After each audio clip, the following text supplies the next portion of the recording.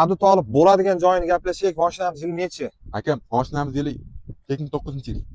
Motori qanaqa? 1.8 mi, 1.6 mi? Motori 1.8, korobka 1.6.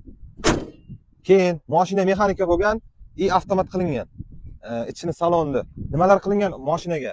Mashinaga yaxshi chexol qo'yilgan, eng qimmatidan. Alpen monitor qo'yilgan, naksuga terilgan, kolonka ustiga terilgan, keyin mana tablot terilgan, shkapol qilingan. Mashina shumka qilingan. Qimmat chexol qo'yilgan ekan, tonirovkalarimiz bor. Oldida gerbli laboy bor. Keyin orqada farlar ham almashgan, ya'ni terilgan. Mers farammi? Mers fara. Mers faralar qilingan, original qo'yilgan ekan. Metanimiz bor. Metanimiz 100 talik, uni qo'yilganiga 2 yil bo'libdi. 2 yil bo'lgan. Yurgani qancha? Yurgani 3 kun oshgan. 2023-yil metan qo'yilgan ekan. Yurgani 3 dan oshgan. Mashinamizda kraska.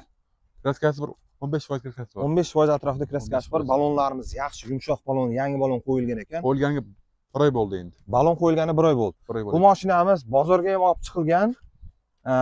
Bozorga necha pulga bermadilaring? Bozorga bermadik, 6400 ga. 6400 ga naqdga berilmagan. Yana bitta plyus tomoni. Mashinamiz variantga ham beriladi. 3000-4000 boshiga berilsa, qolganini egalari bilan o'zlaringiz kelishib olasizlar. Hozir qanchaga qo'yamiz buni sotuvga? Aka, narin qo'yamiz, 6700 qo'yamiz aka.